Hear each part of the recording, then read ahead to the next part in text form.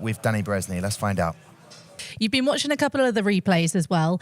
What are your views on what happened? Well, there are some corners where you can overtake and there are some corners when you cannot really.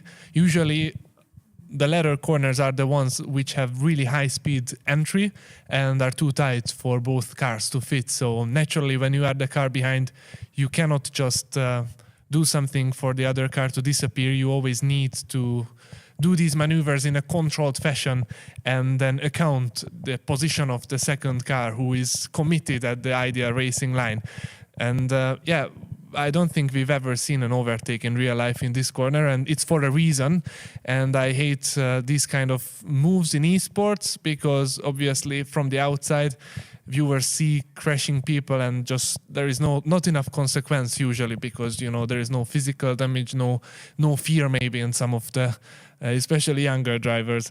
So I think it was not my fault. I was on the racing line and Thomas was not ahead of me the majority of the braking zone to be entitled for the turn. But obviously the stewards will make a better decision. Do you think you gave Tom enough space into that corner? Oh, well, he didn't really deserve any space, to be honest, but I still try to leave space so he can back out of it, like nearly a car length. But you see Thomas even hitting me and both of us were slowing down. Even he couldn't stay on the track, and then when I tried to rejoin, he closed that small door that was my only chance of survival.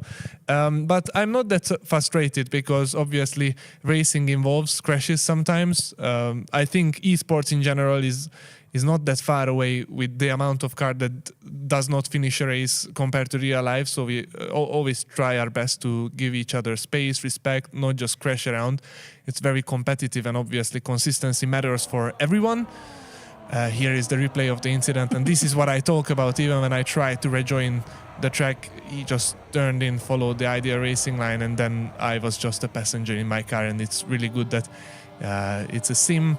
He is not ahead at any point. If he is ahead, that's because he carried way too much momentum. So if you like grab these screenshots just before the apex when we were nearly identically alongside, it was purely because he carried so much speed that he couldn't have taken the corner at the right line, in my opinion. So I cannot just go into a hairpin flat out, say that I was next to you at the apex and just not take the turn and blame the other driver. So I feel quite positive that I could not have done anything a lot better. And even if I leave space, he could have still made contact. But what I started to say is that I'm not too frustrated because it was still a podium for the team, which is an amazing result, 15 points and 87 points in this event. And I think I did my best. 4 races I did. It was hard to prepare for all the tracks. All Q3 I attended, and even at the point of this incident I was running with podium positions.